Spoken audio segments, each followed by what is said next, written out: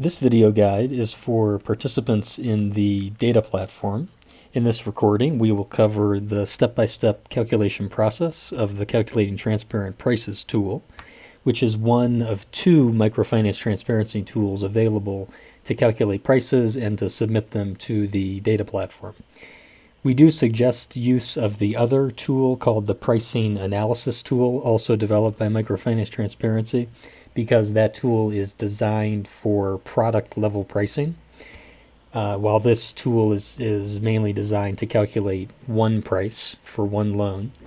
But it is possible to use this file in order to get a product level pricing, and we'll show you how to do that. And it's perfectly fine if you want to use this tool. The first sheet is this introduction sheet. And other than changing the language up here if you need to, or if you'd like to change the currency symbol, nothing else to do on this sheet. We can proceed to the Pricing Advanced sheet, which is the one that we recommend for using to calculate APRs in this file. I think we can just go ahead and get started with an example calculation. The first section here is about basic loan characteristics. The way the sheet is designed is that we enter information into the gray cells. So let's say for this particular loan, it has an amount of 1,000, and let's say the repayment frequency is in months, and it's for 6 months. And there's other frequencies you can select in this drop down here. Then this drop down where it says amortization is for principal payments specifically, and then interest payments are covered in the next one. So for principal payments, is it equal each period, or is the principal amortized, which is typically the case, or can be the case for a declining balance loan, or is it a single end term principal payment? Let's say it's equal for this one, and that the interest is paid in multiple installments. Then in this section, you can enter a grace period if you'd like. There's various ways to enter the grace period. This first one is only on principal, whereas the next two are grace periods on interest. And the difference between these two is that for interest payment, it means that the interest is still calculated during the grace period, even though not paid at that time. But then the interest is charged during whenever the first payment is. Whereas interest calc, that refers to an interest-free grace period. That interest is not calculated and it's not due at any point over that grace period.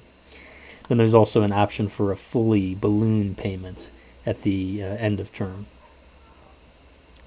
for both principal and interest. Then we go into the loan pricing section. This covers all the price components. The first being the interest rate. Let's say it's a 20% interest rate. And you can choose per month, per quarter. Let's say this one is an annual per year interest rate. Then choose the calculation method of the interest. Is it flat, meaning that it's calculated on the dispersed loan amount for each period and it doesn't change during any periods? Or is it declining, reducing balance, meaning that the interest payment is calculated only on the outstanding principal balance at the end of each period? Let's say this one is flat. Then here we get into the other price components: fees, insurance, tax, and deposit. For the fees and insurance, you'll see that it's split between either being a percentage methodology or a fixed amount, and either charged upfront at disbursement or ongoing, continuing throughout the loan term. So just be careful as you're entering your fees here to be sure that it's the right type. Let's say that in this case we have a 2% upfront fee 2% of the dispersed loan amount, and an ongoing fee of 1%. And with the ongoing fees, the only way that it enters it in the file is as a percentage of the principal payment each period. Meaning that if you have a fee that's ongoing, but it's a different methodology than that, you would need to do some calculations to convert it to an equivalent percentage of the principal payment each period. So I've said here it's a 1% of the principal payment each period. Then also there's can be entered a fixed amount fee, either up front or each payment. Let's say there's a fee of 5 fixed amount each period. And for insurance, in this case, let's say there's a mandatory credit life insurance and it's charged 1% up front.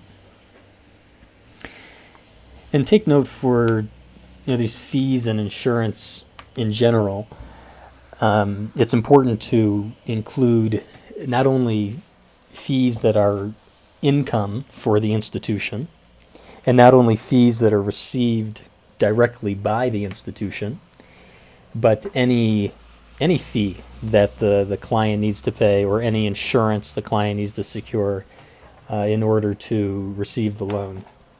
And there's a full list of the different types of fees and insurances that you should include here in the other tool, in the pricing analysis tool, where there's a note there you can see which elements to add.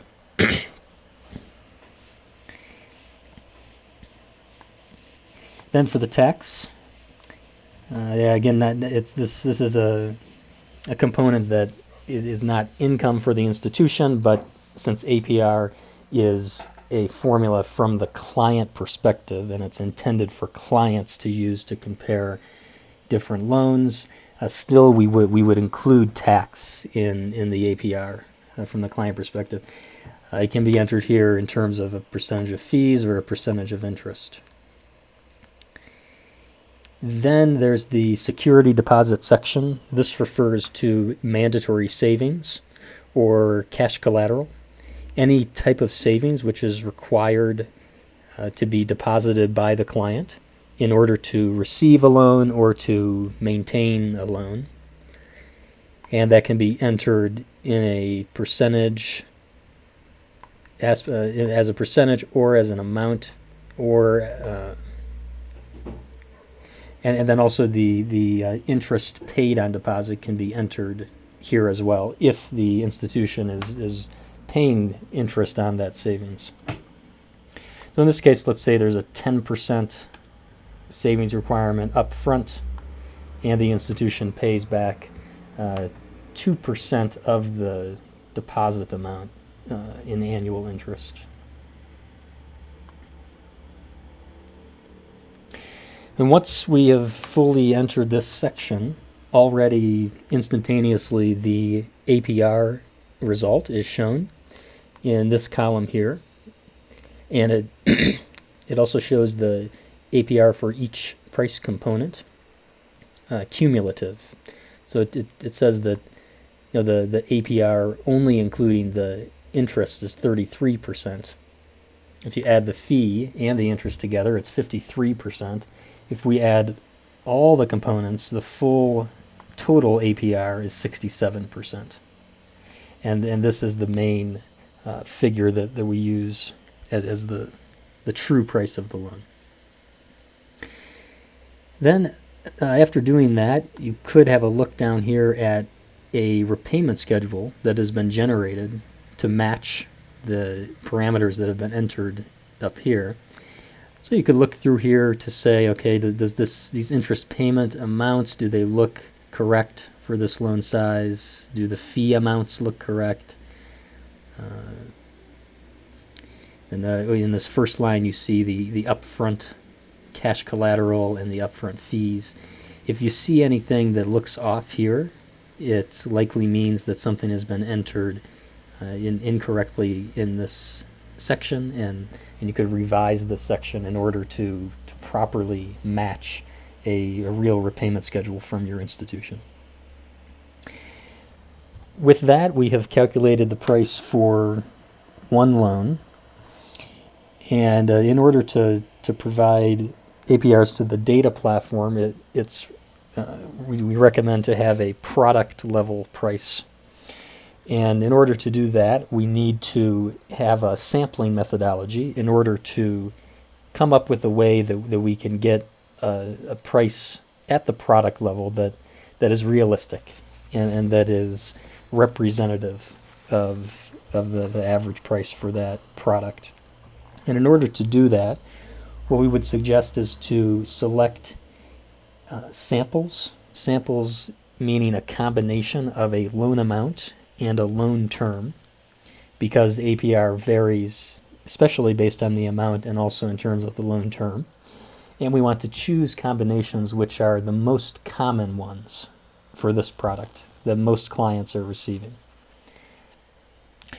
And let's say in this case that the loan amount ranges from $1,000 to $5,000, and the loan term ranges from 6 months to 24 months.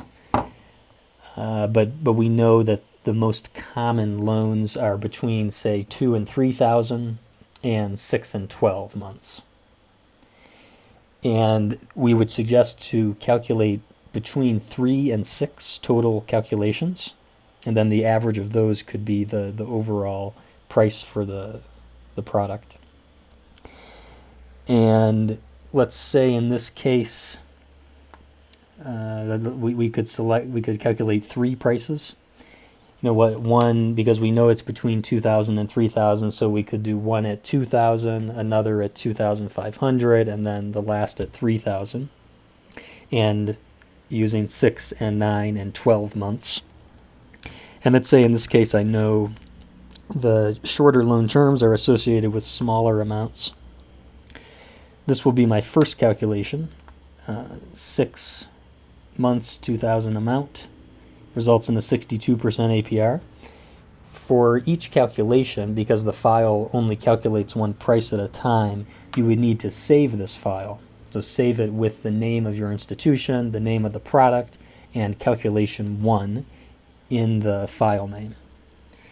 And once you've saved it, you can go to the next calculation. Let's say 2,509 months.